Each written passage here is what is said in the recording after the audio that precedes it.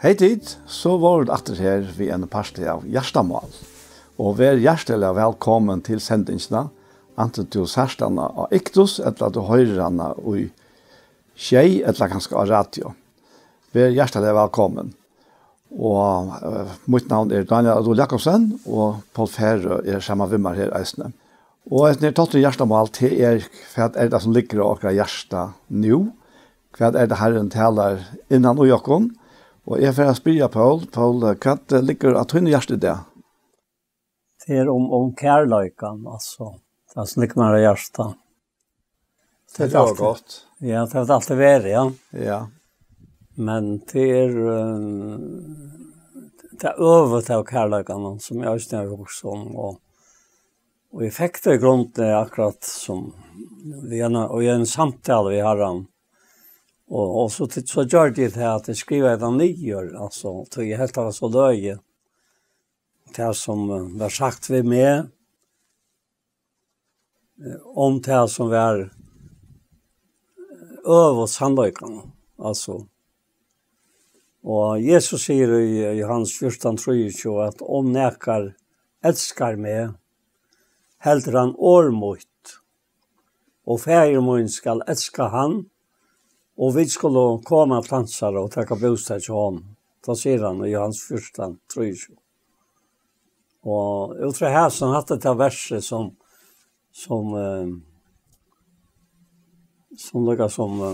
grunta i seg hoksene som er. At det er sånn sagt av honom at vi skulle komme av plansere og takke bostad til honom, altså bare ferien og sånn. Ja. Og det kom han også, vi höll i andan. Jeg takker bostad. Vi skulle komme, sier han. Ta var det ikke vereløyke. Nå er det vereløyke. Ja, akkurat. Og ta i, dette her er 8. november. Og dette var skriva, et eller annet, som man skal si, at om kærlaga gods, han er vereløyken, altså vereløyken og lov i okkar er kærløyke gods. Tøy at kærløyke gods er uttalt for gjørst nokkara. Vi har det andan som giv nokken er. Så ta jo i godt komma byggva tja okkon. Vi har det andan. Ta fink vi til som Jesus har sagt her, Arna fra løyet dødt. Nettopp, ja. Ja, og at vi skulle komme, ja. Og det skjallsomme vi har samtalen at misbruket, altså, egentlig ikke godt ser djevel. Kærløyken djevel. Han djevel og djevel for det, ja. Men misbruket av honom er træt. Det er være så løye, Ja. det var sagt. Og det var akkurat firmaer som Anton sier, at misbruket av gavgods er træt. Til misbrukar gavene, kærløyken, til misbrukar hvordan gavmildran er, og til første livet sitt egna lov, til avvoksen av det er ikke avvoksen av andan av træt. Nei, det er sannhet. Avvoksen av andans er jo det motsatt. Ja. Og det var nok så avvoksen av snitt her. Jeg var fullstendig til meg selv, altså, da jeg hette for fremme. Og træt er nek omtale brøven. Til dømes, hvis jeg bøyte mot løyve opp i nekker pastar, eller tøyer, biler, eller år, så er det nek brått kvart og stjål fra mer hodtekning av Guds kærløyka. Til dømes ungdomslistene. Og i 17. Mosebok 2:22, her sier han flutja fra ungdomslistene. Og jeg minnes godt tar ungdomslister som flutja ifra. Jeg har også sagt det her at er det antallig, så er det praktisk. Ja. Men det er kanskje ikke alltid antalt å være praktisk. Altså det er ting man helter tekker fram om som är praktiskt fram om det som anten säger praktiskt. För i antan att göra oj, må nog lika med. Ja. Akkurat, ja.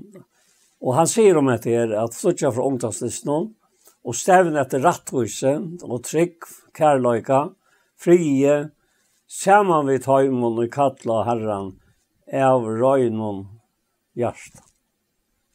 Och så kommer bara ett 18 år till och i 30 verset. Men 6-8 hinnon botteslig och skilalös och trät. Akkurat, ja. Ja. Och till vårt jo att här löja av sig här ofri. Vad var det att Timoteus? Att det är 17 Timoteus 2 och vers 22, 23, 22. Till vårt jo att här löja av sig här ofri. Och det minns det så gott att det är hoa träta att det blir ofri. Ja. Och så kommer det till 18 år. Det blir så tänkjant, ja. Det blir akkurat som en skutche som för i hoa tog någon som tänkte det nyare. Och ta i kött till att bilda sig in att man är inte som man öjda vera. Man är kanske inte frästor och allt det här som var i ungdomen. Ja. Och det kommer inte en tog kvar i Attor blev bänken för jag Jesus kom attor i slapp i 18 år att det var frästor. Okej, ja. Men tog bättre, det har varit så stått och i förra läser Bibeln nu och så kvarv till att tog att det är ju anten som ger levande och åren som är att tala till tycker ju anti och lov och tar så läst det i åren ja så kom friden in och att han var här det var bara det jag tog en appbord. Han slapp fram ät kan man säga. Ja, han slapp fram ätat. Ja. Att det är så... Ja. Att det är äckligt avvärst. Men ett som så ser mest i okken.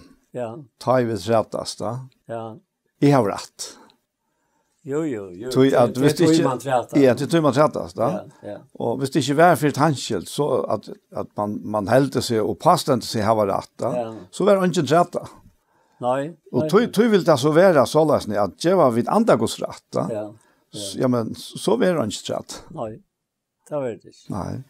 Och till det märkliga vi tog så tantojen kommer med någon löjve som förrjunda verset talar om. Han säger, tjänar i herrans öjer inte ströjas. Akkurat. Alltså han öjer inte ströjas. Nej. Och ta fast och ju att vita att det är att det ska alltså inte ska alltså slett inte läta täcka din hoa eller täcka det till fänka. Nej, nämligen. Det så. Ja. Och så säger han detta vers som är alltid så gott att tjänar herran så är det inte ströjas men vara miltor vid öll. Förer för jag lär honor. Tålen tar han då i rilt. Och så var 25 och han ska vid späk för i ha ett honom som sätter sig i möten. Kanske gå till och öjna för undertajmon omvändning så att de kommer att känna sannlöjkan och kunna vakna atter och snärre och djävulsens för jag har någon där till fänka att göra vilja hans här. Det är otroligt kvart och ta brott med en hockbord ta jag för hej säga att de människor som är trattesvis som var motpart ja. Men det var det slett. Trätan så vi är ihop till att föra fram gjorde det till min motpart. Och efter att detta var värskholdsens så vi levde ju ja. Så var det ju också en tann som hållde djäver. Jag tror rätt. Ja. Men och det var så underfullt upplevelse att söka att han säger här att det är fänka. Det är fänka att göra vilja. Djävulsens. Och det är oj snärre djävulsens. Men de kunne vakna attor ur disse snärren. De kunne. Og det tog en oppgave. Jeg får at jeg vakna attor. Og mer du trætest, så verre ikke at høymen. Ja. Og du kommer inn i en myrskor som du ikke finner på sjuret selv. Akkurat, ja. Ja. Men så kom hända här, så hända också den här. Jag kanske inte alltid har vi haft det så som jag har haft det senast, en särskild samband med detta dagliga liv, ja. Så kom detta akkurat som en spurningar. Att kan sannoliken lysas upp vid träton, eller komma fram i ljuset, ta Kristus sannoliken, verelagen og i hånden sannlagen, som skriver stenter. Jeg har skrivet til tikkere for at tid, sier Johannes, han sier det. Dette sier Johannes i første, Johannes brev 2:21. Jeg har ikke skrivet til tikkere for at tid ikke kjenner sannlagen. Det er mest setninger. Jeg har ikke skrivet til tikkere for at tid ikke kjenner sannlagen. Men tog til kjenner sannlagan og vite at ånden ligger i sannlagan. Og dette sier det sånne edelige lærersvennene som ikke vil nevne sitt egna navn, ta han området seg selv. Han har nevnt lærersvennene som Jesus elsker. Ja. Johannes. Ja, man är ganska förstått bedre som jag sagt att lärsvänner som älskar Jesus. Nej. Nej, så han är inte klar att bli eller sagt sålös hvis han helt se älskar Jesus. Nej. Så det var Jesus som älskar han och han älskar tog Jesus älskar sig först. Ja. Han ständer här i motsättning till Peter faktiskt. Ja. Tøy Peter han påstår til at han klarer å fylle Jesus om det så skal være deg han. Ja, jo. Og med han hinvender du vi og sier lærersveien som Jesus elsker. Ja. Ja, det er jeg var ikke med å nevne dette vet du før, altså det er alltid ikke. Det er så nøyt og det er overhodet ikke meg hver jeg tror jeg at sånne lærersvennene som kallar seg lærersvennene som Jesus elskar, eller elskar jeg. Og så kommer jeg til, har jeg livet med en oi. Han vereløyga, ikke Johannes, Jesus elskar meg. Til øyne til nok, det ikke nok. Tjatt her, eller tjatt mer. Og så sier han ved meg, kan du træta til vi tar mot oss. Så kommer det tömt. Altså. Til øysten jeg fremme i brøven. At tömt oss. Ja. Det er det. Det er öliga kraftigt att här att vi har sett andligt till en andligt vi till som tog ganska inte har så mycket på sig du säger, du snackar och det är bara tömt oss och du trätas, du helt det du rätt och du helt det vara och gå loj men har allt det här som hållte färdigt till att halta. Og til og i daglig liv så og i tørselig tog at du måste fære inn og i året som sier til vi antar at så løs nærst du ikke maler i liv for det tog i at det vil til. Ja. Ja, det hade sånt att här jag hade faktiskt omedelig viktigt att här. Og jeg har helt med mer og mer borste fra at kommentere til døms av Facebook. Ja. Og tog at selv om man kjenner at det her hadde jo lengt ved syne av tog som verileik og sannleik. Ja. Så kjenner jeg bare til Amar fer at du vinner ikke. Nej. Men kanske tappar allt vi att blanda det på i. Ja. Och ja, det är sant.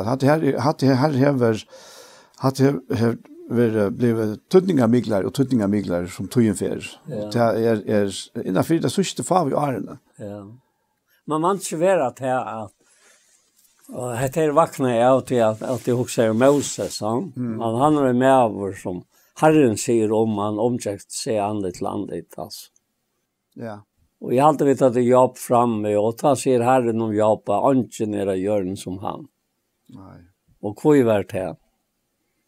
Och Herren han säger detta vi Satan. Jobb var fullständiga. Jag förstår det i för på godlat så färdigt jag sån här. Han visste inte vad skulle han då så så att jag var det några gång. Men här framför Guds anlete kom Satan. Och han talte inte jobb. Och vill det ha han röjna hentan här mannen som han helt älskar god var gav i han eller att god gav honom sån här han så ryker och allt det där. Ja? Och Herren lovde honom. Men jag tycker han är lovt honom till att hvis han visste jag jobb för att vänta sig bäst. Han lovde honom till att han visste jag jobb för att komma i köknen. Hesa rönterna och han visste till att öjsene jobb. Jag var som jobb visste till men god visste till att han kunde alltid forma det således till jobb. Att han fick en utgång på urresen här som var dörda rojk alltså. Ja. Och till särliga tajt och äldst och visst och bonast så fast och hoxaner som mitten till och Herren. Och det inte skapt av tog att to helt att en annan så långt ute och skriver men det tog jag Herren samtala vid till och tog först en ny samtalen det att läsa Bibeln ju att höra Herren tala. Det anten stegar och gör det livan för det här. Och ut här. Och så händer det vi här att det är bara to och Herren. Det är inte vi några andra personer gör. Helt inte ett husfolk eller andra tryckvante och så är som vi där. Och det är stationementene. Det är att nu har Herren tidse akkurat som lärkjæras mer enn i profeten. Han tekker og evnar til å være som han vil heva det å være. Og til pura lest fra hvordan andre er. Ja? Det er ikke en træta, eller det er ikke en kunnskjøren som tog djeva at ikke er med. Nå, bare motsatt. Kikk, sier Herren, att jag kan göra och i tog något lika men så är kommer fram och jag någon trött lika. Ja. Och inte några andra. Att det ligger öle djupt och jag kan sammanlukt någon vi andra och vi upptiden av vad vi andra gör och vi såg att samband här vi Peter och Johannes ta och han uppenbarar sig för dem när och han spyr Peter trudjafinnar om han älskar sig. Ja. Så tar han processen i Leo så får Peter att spekulera på hur det är vid Johannes. Ja. och ta sig Jesus vian rättla kraftiga. Kvärt kommer där vid där. Fylk to mer. Ja. Och det här är en att han gå och heter till och en att det kommer ikke åkken vik og så Herren fer vi øren tryggvant, ja. Nej. Tuttløyv sammen med Herren, og møttløyv, va? Ja. Og jeg gjør vel og det gjør et løy at ikke blant åkken på at Herren hever vi øren tryggvant, men at vi fyller honom. Ja. Jeg fyller honom, to fyller honom, og ta fyller vidt. Ja, nettopp. Ja. Att det här som du säger om Peter, att det var Aren Peter upplevde det här som Jesus säger i hans tjej. Att han som tryckva ur löjvet torra skulle som skriften sagt renna strömmar av livande vatten. Detta säger han om antan och det skulle få. För antan var inte henne, att Jesus var inte var de fullkomna. Nej, akkurat. Och du ser en Peter som ströjest och som gav han hov att träta. Alltså att han hade att jag ska färre och idéen för det, jag ska. Ja, men att det är intressant för hans barn personer, Peter och Johannes. Ja. Tror att vi läser inte något negativt om Johannes, så. Nej, inte det. Han var han som var helt ut till ändan som Jesus pekar ut som han skulle vara soner och hans röst där. Ja. För Maria mamma Jesus, ja. Ja. Och jag vet inte akkurat. Nej. Han de flesta av oss vi har nog lättare att identifiera oss vi Peter, ja. Och känner någon åter i Peter. Det har vi bäj känt jag mig själv vi har och med någon annan sagt det samma. Ja, jo. Att det känns väl åter i Peter. Ja. Kanske inte någon torr att säga vi känner någon väl åter i Johannes. Nej, alltså det har alltid inte torr. Men jag tror jag ser att jag känner väl den gamla personen i mer som är närmare hållt det. Och vänande det jag känner jag lika väl den personen som är den nya skapningen i mer som är Kristus och i mer alltså vändor där den här. Ja. Och här så bara personen där tar så övertur som det blir till av er. Akkurat, ja. Annar är myskor och hin är ljus. Så han är myskre och hästen ljus. Det så hade till fällsborg. Det var det du nämnde Johanne att de hade inte upplevt det att hela anden var kommen. Det hade de inte upplevt. Och tar Peter säger det här som du säger han säger att Aron han finns ju färgen att ja. Så fortell dock nästan till att är vi inte i andan är vi i halten det ta och så jag vet inte ska tablet kommer fram till lugga vi men hur se tablet men det är det i botten och grund då. Ja, det är det. Ja, men och tar vi i andan alltså tar vi i harmoni. Tar ju akkurat innan människa akkurat sal och sinne i harmoni. Ja. Vi andan som bor i oss hela andan alltså talsmannen. Ja. Ta vi omgående taplig. Ta kan du taplig för hemmen då? Jo. Men inte taplig alltså i för herran helt jag gång kanske i från själva. Ta känna vi där vi där till samklanger mellan oss och herrarna. Och till det som han så inte självande vi och ska vara och och sandrönt atlan vägen jakterna. Nettopp. Ja, det passar ja. Jag tänkte på att det här att det uttrycket som jag nämnde om tanktås. Ja. Och när du läser om det är inte ofta det var nämnt men jag väntar till tanktås. Ja. Och det är alltid för mer ver öliga fartagsligt alltså det man inte öjer att ta som en tas som är tömt. Så och som inte häver vi det är vi lov vi att göra. Och vi läser om det här att och för att det måste på 8:6 och det är i samband med Timoteus tar han säger till att han kommer in att det samma som vi var inne jag börjar vi och det han säger här att vi Timoteus Paulus kapitel 8 för att det måste bra och vers 8 Paulus apostel Kristi Jesu efter bøye fra gode fæger okkara og Kristi Jesu vel okkara. Det er det størst. Etter bøye fra gode. Men det var øyde strøy, og strøy i det om Paulus. Enda morgen var det strøy. Og om Paulus tog jeg at han bare vil dikte alt et opp som han skriver. Så, ja. Og så sier han til Timoteus, ekta bad mot i trunne, nøye, miskon, frigjør fra gode, fæger og Kristi Jesu herrakere.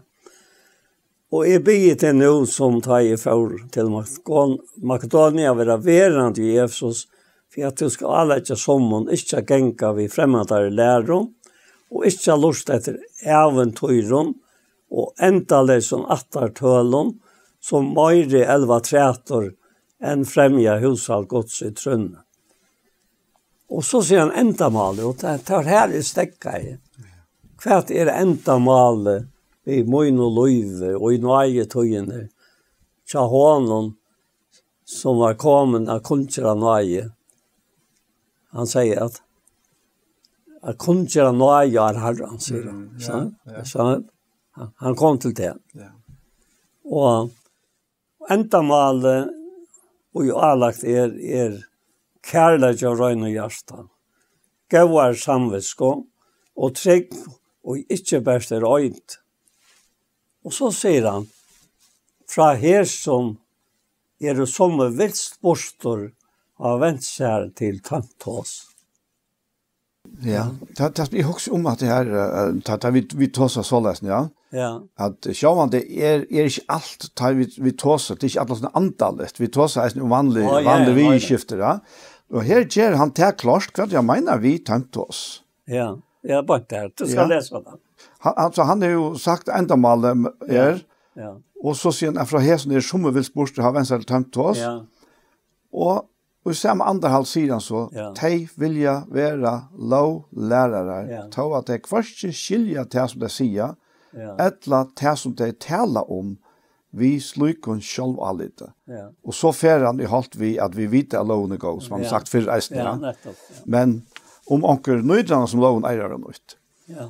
Men og det så akkurat det toma tåse. Ja, nettopp. Og det gjør ikke.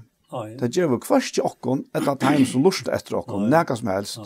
Da vi vent okkon fra tøy fytlingene som fylger vi Kristus, som andans fytlinga, og som lyssælår, som skapa atteljå, og vi trunne eisne, men ikke mest, det var drien til det.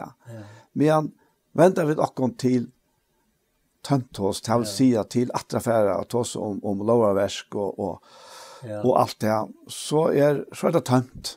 Ja. For ikke å si det, men det tømt, han bruker å være tømtås. Ja. Jeg minnes da jo i første ferie, hørte jeg en person sier ved meg som var gøy med.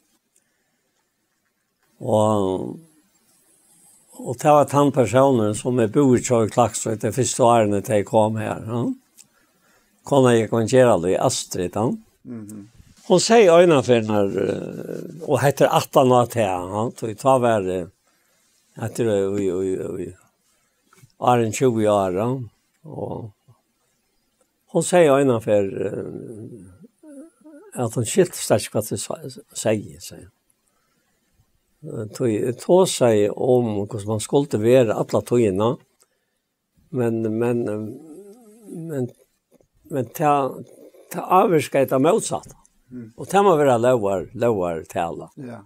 Tog loven häver till att du säger hur man ska vara, men du gör motsatt. Tog at han naturliga människa ger motsatt tog, som loven sier. Her ikke kraft til å gjøre det rett. Nei, altså. Og jeg kan godt minnes det hun har sagt til at det ble til noe annet, altså. Det ble til noe kjøtt her? Ja. Jeg kanskje ikke fæta i bøyne av veien, hvert du fatteist, men det som fatteist var dette, at anten slappa teka av Kristus i kunnkjera med. Akkurat, ja. Ja. Og ikke til at jeg sier noe skøyft, men han kallar det her for tømtås. Ja. Men legg mest til at ta i vidt ung og ivrig, og vi vilja virkelig gjøre noe for herrene. Ta har vi ikke alt lukka lagt ved å skilje middelen. Nei, nettopp. Hva du Gods, og hva du Kristus er. Ja, passer. Så det moner av tog, ja. Ja, passer, ja. Ja. Kristus er, det kommer ikke inn i myndene for noe i brøven. Nei. Ettersom det vi har lest. Så han opprisen, og han øyter, så sier han, det kristna navnet tjånen som Kristus, altså løy jeg sier altså, opprasjende navnet, ja. Ja, akkurat. Hallå. Ja. Ja. Det är uppröstande navn. Nej, jag ser att det bara tog att det mynter och äta sista tøyene.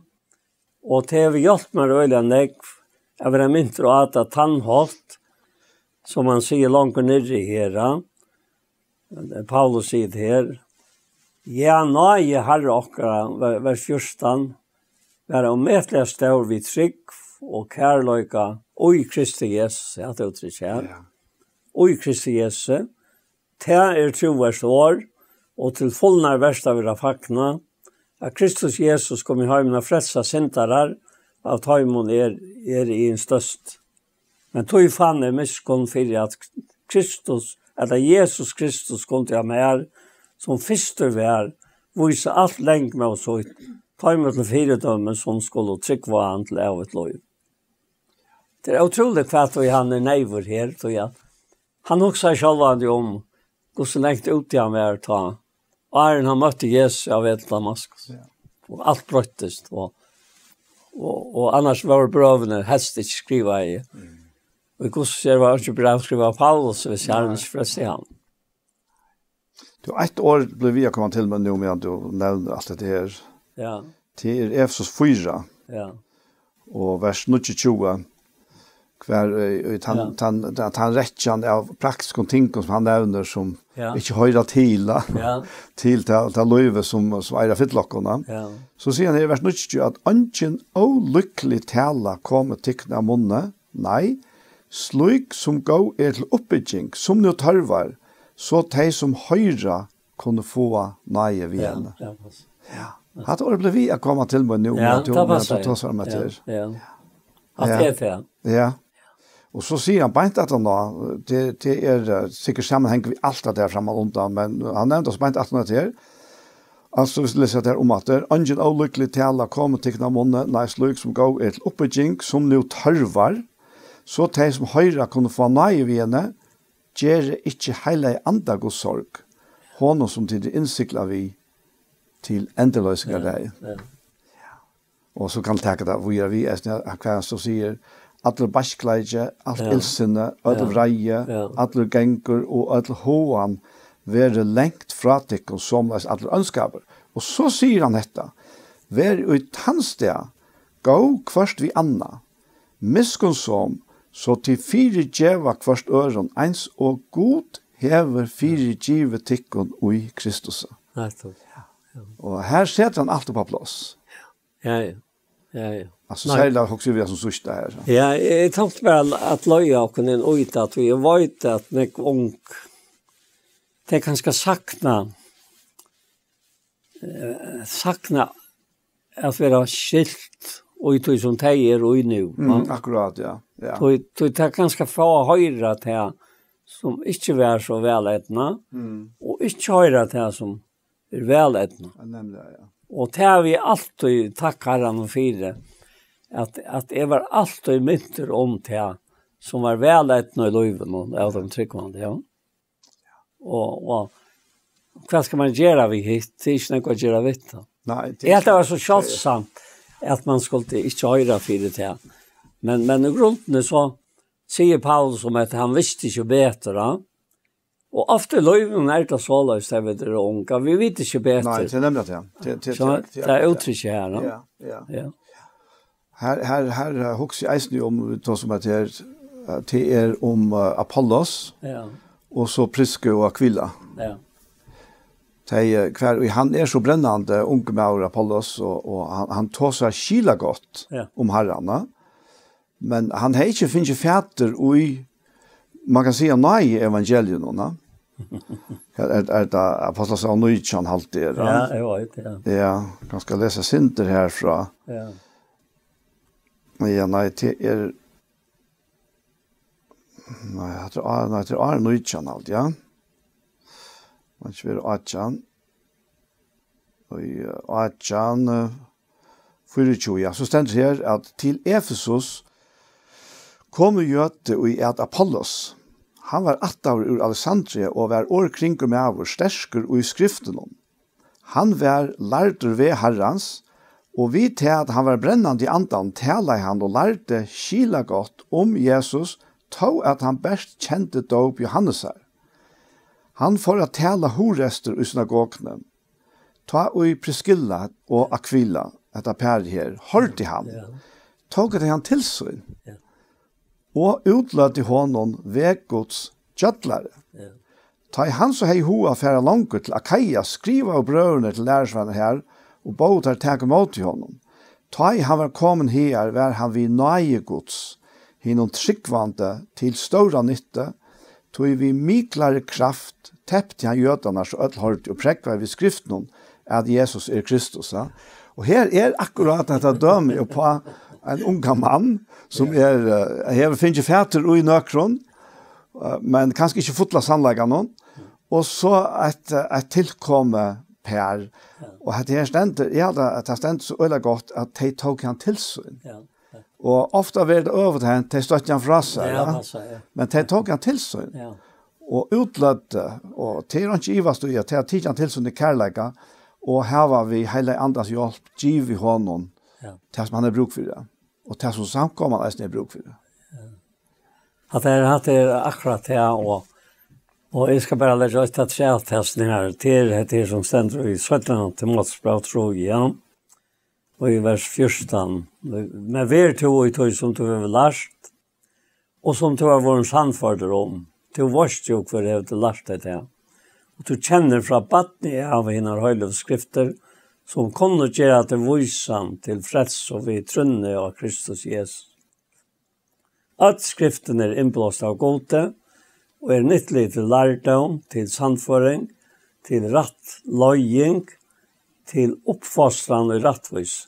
Så Guds mennesker kan være fullkomme først for jeg gjør alt godt verk.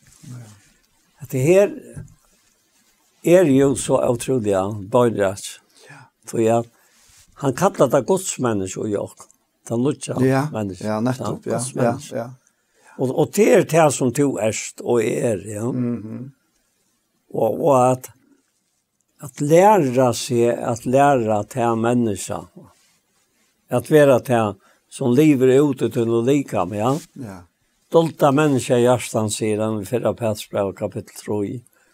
Vi en spek for å stille anta, og et avforganselig prøye som god til ekvelige døyrabast, altså han skapt det såleis. Den nødvendige skapningen hever dette inneholdet som han løser her. Og som hever alle sikten gods. Visser og i sinne framfør og sånne hjertelæge. Alt fullkommen. Ja, alt fullkommen. Og jeg alltid bare så avbetelig av tøtningen med ikke, at det så stor tøtning, at vi fætter til som tryggvande, at hovast alt okkara ofullkomleika, og veikleika, og alt det som høyre man kan si, som man sier, leir noen til, henta skatt her var vi, og leir uiløtene, så her var vi en så avmetelig skatt i okken, en skatt som fullkommen, en skatt som et fullkommen liv, og det bor i okken, og ikke, som det nevnt nå flere, å slippe fram etter, han sier det, så Guds mennesker kan være fullkommen først for å gjøre godt versk. Så det eisen dette her som ligger ute trygg ved at det slipper frem med at gjøre til fullkommen og gode versk. Ja, nettopp det, ja. For han sier eisen til, som du nevnte, han skal ta vi til løyrødet, for at den avmetelige kraften skal være fra gode og ikke fra åkken.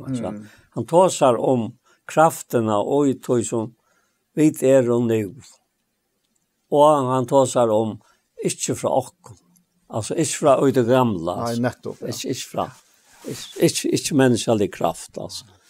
Og jeg halte det så hovedtakende. Det kommer fram. Tog jeg ta en sånn vidt åkken vøyk. Altså tog vi kunne ikke gjøre oss selv. Det bare hente kraften som kan få det fram som av god, Og jeg hadde ångestans det så sjans som da Paulus var rikter inn i 3 himmelen, og i 17. Korintbrev 11, og han hørte det som ikke mennesken løftet til. Och om han var utanför likan visste han inte att han var oj likan men visste han heller inte. Det visste god. Han visste det, ja. Men så finner han sig åter i likan. Hela hjörn, ja. Ja. Och nu fer en process fram som för honom var pura och skiljande. Då är att för han skulle göra sig störan av tog som han nu är uppleva. Så lät Herren angel Satan slå han. Ja. Så han inte gjorde sig störan. Och han för att be Herren om att ta det väck som alltid önta. Och han säger bara nej, moin ter nå mycket till kraftmöjligheter och fullkomlig och i vajklik. Och inte för att sammanbära sig vid en annan. Men och i bröven hon alltid hade skriva för jag vet att skulle uppleva det att vi inte må göra oss stora av nökron som Herren är i oss. Själva. Nej, akkurat. Alltså att jag hade alltså ingen lösen och utan att människan är så omättlig, ätlig och det blir till att vara. Nej, men jag har också lyssnat om att det här vi att han säger han vet inte om det är lika med inte. Ja. Och är faktiskt alla samför som det. Ja. Att det har pekat till en August Henting som han var utfyrt. Ja. Och så får jag leta på att det här och i Bibeln att det steina var. Ja. Och här kommer 4 vers fram. Ja. Og det første Apostel som skjer 8 trus, at der korte han, og Stefanus, der korte han ut ur stenen og steina av han. Ja. Vittnene løtte kleine fra seg ved føttene av unge manne og i Saul. Ja. Og til Paulus. Ja. Og vi har leser vi i neste versene, så steina der Stefanus, men han ber og sier Herre Jesus, takk mot andre munnene. Og så kommer det neste her. Ja. Til Apostel som 14. Ja. Og her stender men nu kom nære jøter her ur Antiokia og Iconium. Der finke falske og i synpast, og de steina av Paulus. Ja. Og drog han ut om byen, og i tar et trygg at han var der. Ja. Her trygg vi at Paulus hever være inne og i 3 himmelen. Ja, det og hever finnes i årene. Og tar helt han var der, og til mølte han vært da. Ja. Allerhelst, var han til. Men jeg kan lykke fære til han sier her at men ta i lærersvenner sjaunas rundt om han, reistes han og får inn i byen, og dagen etter får han vi Barnabasset av stedet til derp. Ja. Altså, ja. Så det var veldig under her, altså, altså, det er gosser steinan så ytla. Ja. At han ikke vil føre vi under vanlig omstånd bare reise seg, og så lukkes benka støv i altså, og så får jeg til derpe, ja. Så her er det faktisk et under. Og tykker vi han har vært inne himmelen, og han nevner i Øren-Korint 11:25, du var der vi eisen, han sier, trutjafer, han nevner ting som han vil utfyre, ja. Trutjafer i hovflangter, og så sier han einafer steinar. Ja, einafer steinar. Og trutjafer har vi vært, for kiprådet samtur har vi vært i sjøvnen. Ja.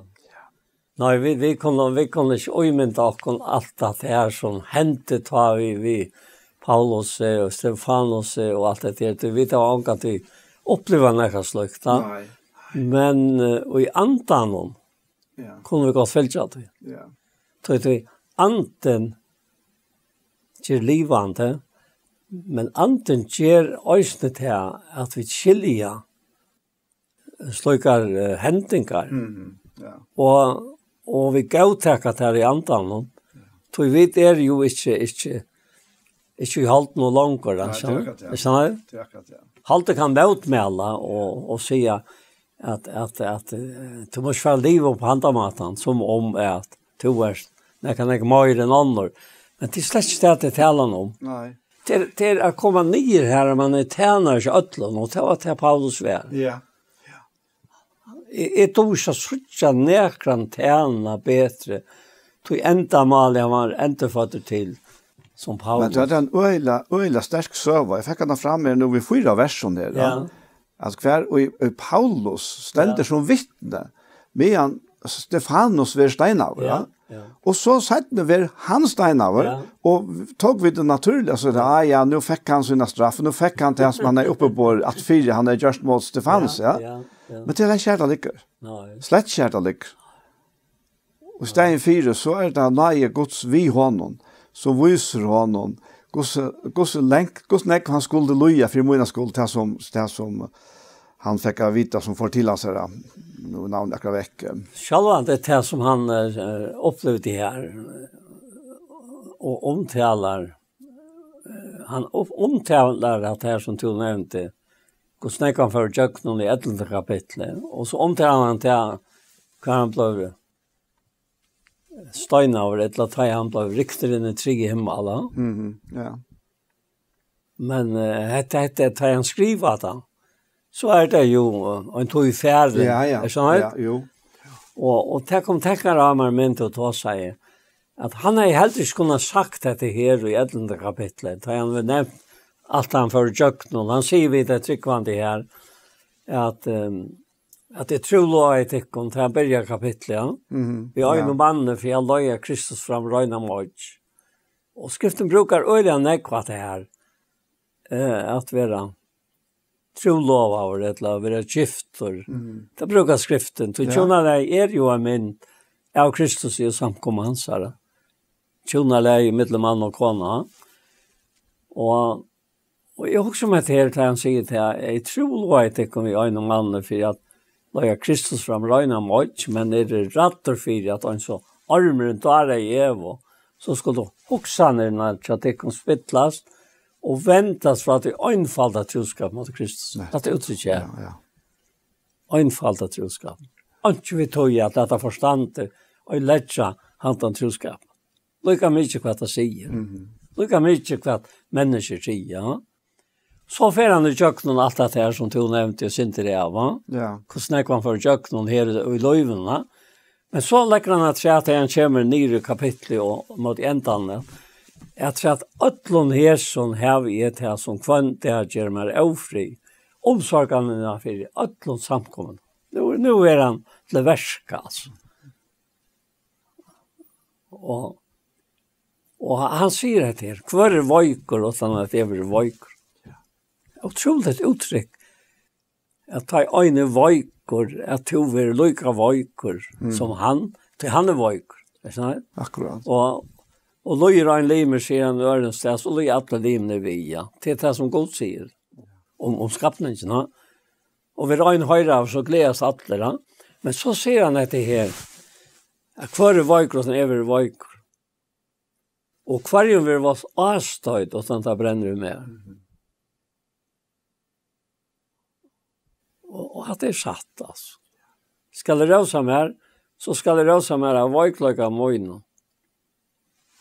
Allt är otroligt uttryck. Ja?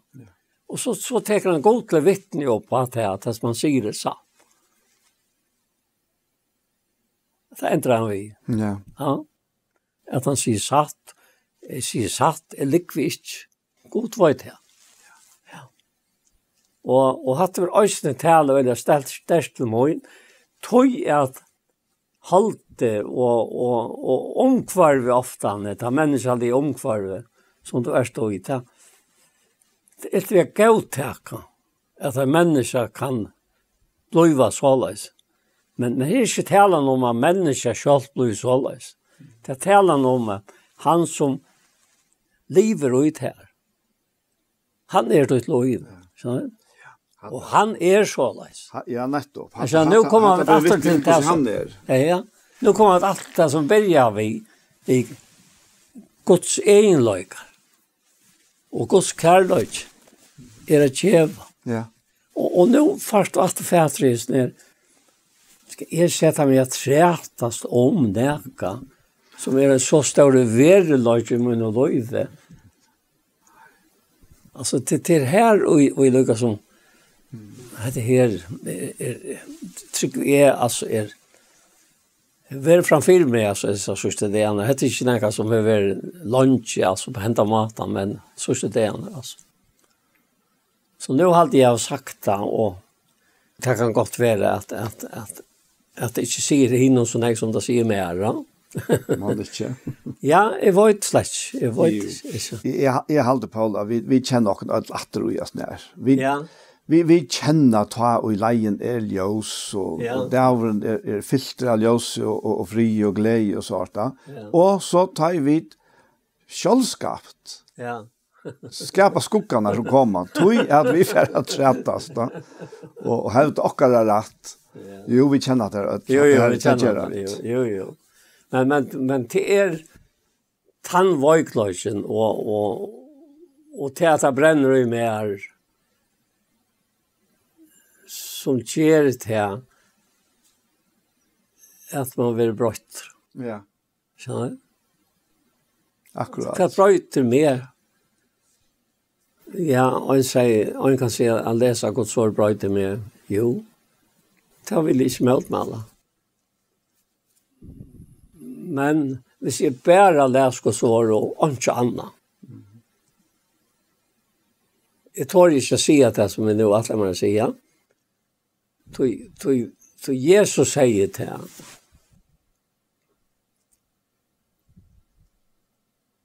At hvis han ikke slapp at få med at være så løs vidt at få som i det. Ja, hvordan er det Johannes sier da? Jeg har alltid han sier det i sin første brev og ørekapitlet. Det kom fram 4 minutter. Første brev i ørekapitlet, ja. Og han sier det til her at vers 3, ja. Han sier først han bøt for sinter okkara, og ikke bare for okkara, men for sinter av sannsens. Men så sier han, jeg tog vita at vi kjenner han, at vi halta på hans her. Ja. Han sier, jeg kjenner han, og helter ikke på hans her. Han liknare, og i hånden sannløyken ikke. Men han helter år hans her, og i hånden av sånn kærløyke Guds var en fullkommen. Av hæsson vita vid at vi og i hånden. Han sier seg verand i hånden øysene bonden av som og for som han. Det er utrolig hva det fettler vel inn og i det som vi nå har framme. Ja. Jeg tar å si at året var holdt og tok bostad mitt nokkere. Fotler han var i sannløyken. Og vi så et ordtansere, en av ord som øynbåren sånner her fra Færesøyen til Johannes kapittel 8, Johannes evangelium. Ja. Og her er det Johannes som skriver brevet til første, og han sier dette. Og han sier kjent av verset, tid elsker til, ikke nytt på, jeg skriver til ikke, men gammelt på, som tid har haft fra opphavet. Et gamla bøyer, året, og tid har haft. Og tog det nytt på, jeg skriver til ikke. Og det satt i hånden, og i tikkene, tog myskre vøyke bort, og et sanna ljøse skøyner langt. Tann sier seg være ljøse noen, og heta brøversøyn, og i myskre noen. Tann elskar brøversøyn, verand i ljøse noen, og i hånden ikke avstøyt. Altså, det er det som vi begynner å være praktisk, ja. Og til ångat det rett med, just med bänknan, att bliva så som han som bor i mer. Men det är alltid just med bänknan, hvis jag är bara lättast av näka som inte är det. Ja. Akkurat, ja. Det tar mest då. Ja. Det är det. Ja, det är det. Ja. Och det är det som Jesus öliga kontant vi farserna om. Ja. Och han kallar det för kalka gräver. Ja. Det är väkrer åttan, men innan det fotlar dig och beina, sier han. Och till vit, själva eisne, tar vi inte ha hetta löv i jokkorna, men røyna leta som om at det er nek i jokkorna. Ja. Og vi har da faktisk eisen etter her ute i Galaterbrevnen og i Ørla 3 kapittel her, Ørla kapittel alt der, ta Paulus styr opp og imøter Peter, ja. Ja. Tog at Peter, han var kommet her til Antiokia, og var sammen med Paulus og Barnabas, og ødelt han tryggvande hetningene som her var det. Ja. Og han hugga seg her ordentlig sammen vidt dem, og tog at det var blitt ett og Jesus, ja. Ja. Men så nu kommer några omstör, det kommer några mans från Jerusalem som har en helt ära mening som helt inte trav i evangelia. Och men kvar Peter han blev benchen. Och så drev han sig undan. Nej, nu knappt nu vill han inte vara samma vi hästen här som han är i hugga sig samma vi, ja. Och ta säger Paulus om han. Och han sitter om Barnabas eisne. Ja. Att tar hikla. Ja. Alltså tar lätta som Ja. men det är inte rätt. Nej. Alltså det utvarste samsvärar inte vid till invarst så. Och ta det att vi faktiskt hiklare ja. Och vi är ödliga som vantan här. Det vi kan gott peka Petrus och farser och ödlon och inte så jag själv ut i hela men alltså vi är en öjlak stottre med den spetingen. Ja. Ja, nu är det säkert långt höj i färden sen vi börjar. Ja, det är en god affären. Är det något mer? Nej, jag har alltid inte något mer. Alltså, det är bara att ta fatt så så det och i kvart så kändes det så eller lätt och så till tror så är det inte så lätt. Men ja, det måste ha en avgör om vad det är rikare. Akkurat, ja. Ja. Det är det. Tusen tack för hela lötna, Paul. Ja, själv. Och så är det här sendingen hjärtamal kommer ända. Men när vi får ända så ska jag föra bena bön samman. Vi och Fäger i Jesu namn så tackar vi till för kärlegatun. Tack för god att du är kärlek. Tack för att du har åpenbara kärlegatun till och att du gavst såntun Jesus Kristus för och öll. Du gavst han til båt for synder okkara og for synder allsheimsens. Takk der for, Herre, som det er nevnt i byrjan av sendingene, at vi heile andan og så kærleik til en uthelter ui okkara gjørsten. Og her okkara troan, okkara innskj, okkara langse der, at vi kunne være i samljøve vi kærleik til en ui gjørsten okkara. Så lesen at det som kommer ut fra okkon, at det utvendige til okkon, samsværer til løyve som to hever lade takka bygg ui okkon her. Har jeg takk derfor Paul med kære bror her. Takk for at du har lagt under hjertet til det. Takk for at du taler til okkon ødel. Takk derfor tøyt livande år, Herre. Og valgsikne ødel teg som lursta, Herre. Bæge som hitja og iktus og teg som lursta og i radio, Herre. Takk for, Herre, at nøye tøyen hon atla okkon ødel og menneskjon. Til frelse og til at leva et Guds liv som Guds menneske som du har lagt i okkon. Herre, vi valgsikna land og folk okkara og tøyen døyra bæra navnet. Amen. Så var hesen pastoren av Hjertamal Lior. Jeg heter Daniel Adol Jakobsen, og sammen med meg hever så Paul Færø. Og tekniker tjåken det er Anja Hansen. Og her pastorer som har vært frem til hentan pastoren langt nu å suttje av YouTube-kanalene Tja Iktus, om du har hovedfærd atter at hitje her. Og annars så være her sendingene eisen samsendere vi bei Radio FO, og eisne vi skje i Kristelig Kringvarsp. Takk for hesfer.